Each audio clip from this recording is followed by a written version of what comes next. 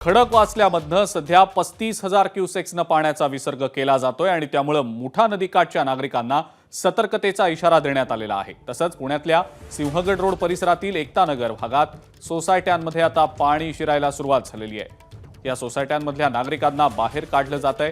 पुण्याचे पालकमंत्री अजित पवारांनी जलसंपदा विभागाला पाण्याचा विसर्ग वाढवण्याच्या सूचना दिलेल्या आहेत।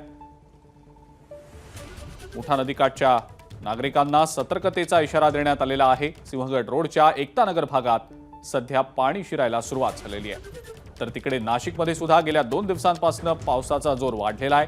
नाशिक जिल्ह्यातल्या धरण क्षेत्रांमध्ये सुद्धा सध्या पाऊस जोरदार सुरू आहे।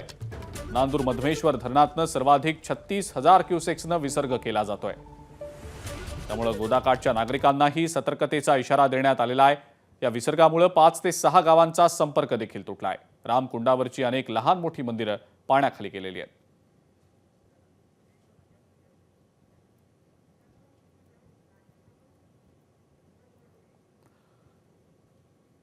पुण्यातल्या पूरस्थितीचे अपडेट्स आपण जाणून घ्यायचे। सोबतच नाशकातनं सुद्धा पूरस्थितीचे अपडेट्स आपण जाणून घेणार आहोत। मिकी घई आणि शुभम बोडके आपले प्रतिनिधी आपल्या सोबत आहेत सध्या। सुरुवातीला मिकी आपल्याकडे येतो। पुण्यामधल्या सिंहगड रस्त्यावरच्या एकतानगर निंबज या भागांमध्ये पाणी साचायला आता सुरुवात झालेली आहे। यंत्रणा सज्ज आहेत, पुरेपूर खबरदारी सध्या घेतली जाते। मिकी, काय सध्याची स्थिती? अगदी गेल्या वेळेस ज्या पद्धतीने खडकवासला धरणातून पाण्याचा विसर्ग करण्यात आलेला होता, जे चुका त्यावेळी झालेल्या होत्या ते चुका पुन्हा होऊ नये याची काळजी प्रशासनाकडून घेतली जाते। मात्र आता जर आपण बघितलं तर खडकवासला धरणातून जवळपास 35,000 क्युसेक वेगाने पाण्याचा विसर्ग मुठा नदीच्या पात्रात करण्यात आलेला आहे। आणि त्यानंतर आता सिंहगड परिसरातील जे निंबज नगर आहे किंबहुना हे एकतानगर ज्या ठिकाणी मी आता उभा आहे तिथं पाणी भरायला सुरुवात झाली आहे। आपण काही वेळापूर्वी इथले चित्र दाखवलेलं होतं। इथं पार्किंगमध्ये फक्त गुडघ्या एवढं पाणी होतं, मात्र आता जर आपण बघितलं तर कमरेपेक्षा जास्त जवळपास 4 ते 5 फूट इतकं पाणी इथं साचलेलं आहे। संपूर्ण बिल्डिंग ही रिकामी करण्यात आलेली आहे। इथल्या ज्या लोकांना दुसरीकडे राहण्यासाठी व्यवस्था करण्यात आलेली आहे। मी पलीकडच्या बाजूला दाखवतो इथली परिस्थिती काय आहे। जेसीबी इथं तैनात आहे, कारण 35,000 जेव्हा पाणी सोडलं जातं अक्षरशः ह्या समोरचे दुकानं जे आहेत ते देखील जवळपास 3 ते 4 फूट पाण्याखाली जातात। आपल्यासोबत इथले काही वरिष्ठ अधिकारी आहेत।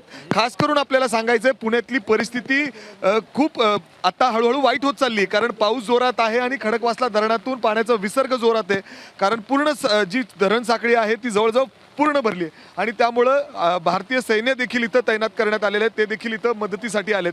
त्यांचे जवळपास सर कितने टीम्स आए हैं बता सकोगे? जी, हमारी एक टीम आई है जिसमें 4 ऑफिसर्स और 8 जेसीओज और 95 जवान्स हैं। 95 100 से भी ज्यादा हम यहाँ पे 100 से भी ज्यादा नफरी है यहाँ पे जी। त्याचबरोबर माझ्यासोबत महानगरपालिकेचे वरिष्ठ अधिकारी आहे, आपल्याला इथली परिस्थिती सांगतील आणि पलीकडे काही बोट्स आणलेले आहेत, कारण इथं परिस्थिती खूप हळूहळू वाईट होत जाणार आहे। जगतापजी सर, काय परिस्थिती आहे ते आम्हाला सांगा, कारण सातत्याने तुम्ही अनाउन्समेंट करताय आणि तुम्ही पूर्ण या परिसरात लक्ष देऊन आहात। पुणे शहरामध्ये आता जे आपण एकतानगर पाहतोय त्या एकतानगरमध्ये पूर्णपणे परिस्थिती कंट्रोलमध्ये आहे आणि त्या अनुषंगाने 6 टीम तयार करण्यात आलेल्या आहेत। हिम्मतनगर एकतानगरमध्ये अशा प्रकारे 6 टीम प्रत्येकाला त्याचं नियोजन करून दिलेलं आहे। सर, अगदी आपण जर समोर बघितलं तर अग्निशामक दलाची जवान या ठिकाणी पोहोचलेले आहेत आणि बोट ही बोट आपण बघतोय वर पाणी हळूहळू वाढायला लागले। जर इथं पुढे बघितलं तर या बिल्डिंगच्या बाहेर हे लोक जमलेली आहेत, त्यांना बाहेर काढलं जातंय आणि इथं आपण पूर्ण रस्ता आहे, या रस्त्यावर आता हळूहळू पाणी साचायला सुरुवात झाली। उद्घोषणा देखील केल्या जात आहेत। जे नागरिक अजूनही आपापल्या घरांमध्ये आहेत त्यांचं सुरक्षित स्थळी स्थलांतर करण्याच्या अनुषंगाने देखील सध्या इथे पुरेपूर प्रयत्न सुरू आहेत। मिकी, धन्यवाद, आपण ही जी माहिती दिलीत त्याबद्दल। या संदर्भातल्या अपडेट्स आपण सातत्याने तुमच्याकडनं घेणारच आहोत। विसर्ग वाढवला गेलेला आहे, सतर्कतेचा इशारा दिला गेलेला आहे। पुण्यातली स्थिती आपण जाणून घेतली, नाशिकमधली स्थिती काय आपण ते देखील जाणून घेऊया। नाशिकमधले आपले प्रतिनिधी शुभम बोडके आहेत आपल्या सोबत सध्या। शुभम, गोदा नदीकाठची मंदिरं पाण्याखाली गेलेली आहे, ते इंडिकेशन असतं दरवर्षीचं की आता पूरसदृश स्थिती सुरू होतीये। हळूहळू विसर्ग देखील धरणांमधला वाढवला जातोय। परिस्थिती नेमकी सध्या कशी आहे? यंत्रणांची सध्या पुरेपूर खबरदारी घेतली जाते का? काय नेमकी शुभम सध्याची स्थिती नाशिकमधली?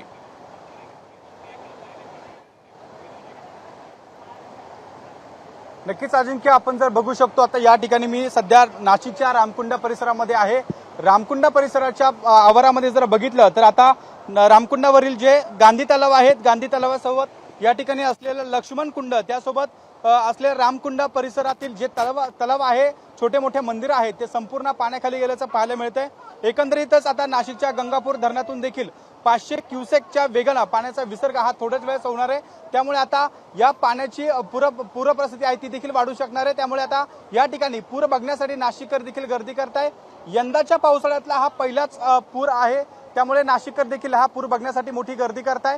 या ठिकाणी नाशिक महानगरपालिका असेल, त्यासोबत नाशिक शहर पोलिसांच्या माध्यमातून देखील या ठिकाणी आजूबाजूच्या व्यावसायिकांना त्यासोबत आलेल्या रामकुंड परिसरातील पर्यटकांना देखील या रामकुंड परिसरातून हटवण्यासाठी आव्हान केलं जात आहे। त्या ठिकाणी सर्व यंत्रणा देखील आपल्याला या ठिकाणी पाहायला मिळते। मात्र पावसाचा जोर कुठेतरी कमी झाला असला तरी देखील आता पाणी पातळीत मोठी वाढ होते।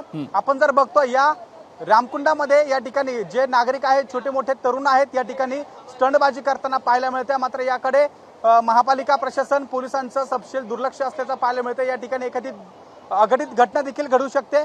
आपण जर बघितलं या ठिकाणी या रामकुंड परिसरामध्ये पाण्याचा विसर्ग जो वाढता पाहायला मिळतो, त्यामुळे पर्यटक देखील गर्दी करताय। मात्र प्रशासनाच्या माध्यमातून या ठिकाणी असलेल्या पर्यटकांना हटवण्यासाठी कोणतीही यंत्रणा आपल्याला आत्ताच्या घडीला रामकुंड परिसरामध्ये पाहायला मिळत नाहीये। अजिंक्य, ठीक आहे शुभम, आणि या व्यतिरिक्त धरण क्षेत्रामध्ये जो सध्या पावसाचा जोर पाहायला मिळतोय, या अनुषंगानं कदाचित धरणांमधनं पाण्याचा विसर्ग येत्या काळात वाढवला देखील जाऊ शकतो। काय नेमकी त्याबद्दलची माहिती प्रशासनाकडनं सध्या दिली जाते शुभम?